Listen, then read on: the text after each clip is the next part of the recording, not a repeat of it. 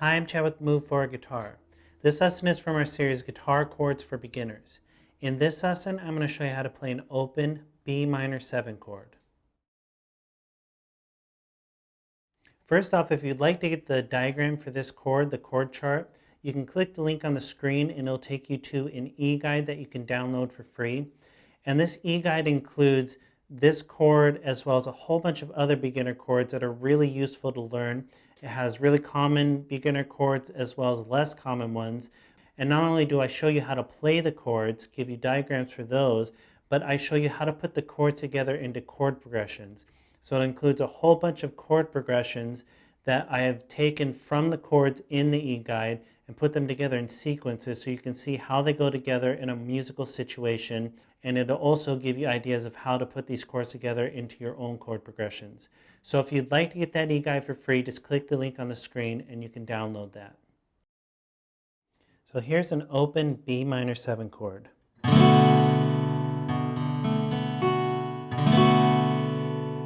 And this is a really useful beginner chord, and it's not just a beginner chord, you use it for as long as you play guitar, but it's a really useful chord to learn as a beginner because it's still an open chord, you don't have to bar anything, and it can be used in a lot of songs. You'll find it in a lot of songs.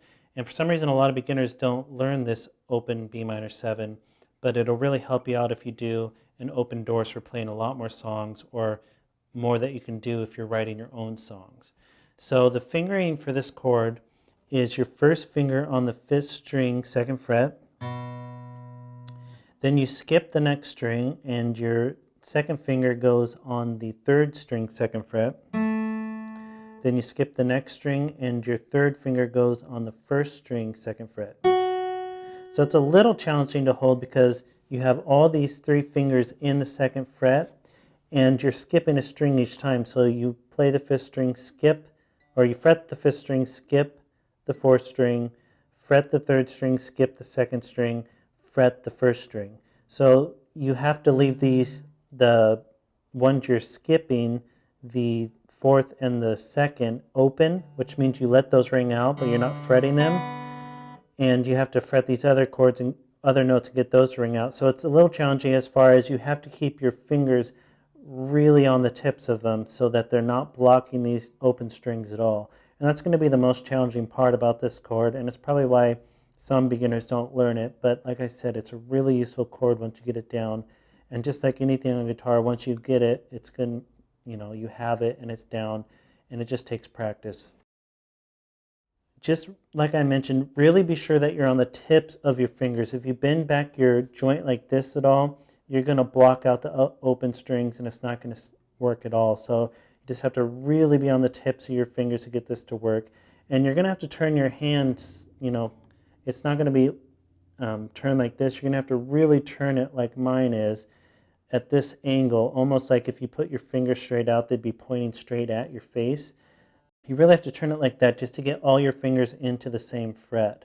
So it might feel really uncomfortable at first and really unnatural, but the more you do it, the easier it becomes.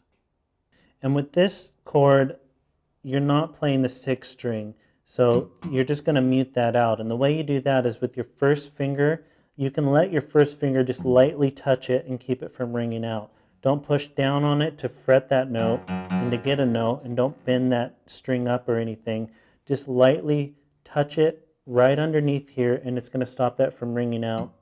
And then if you do that, you're not going to have to worry about hitting it when you strum,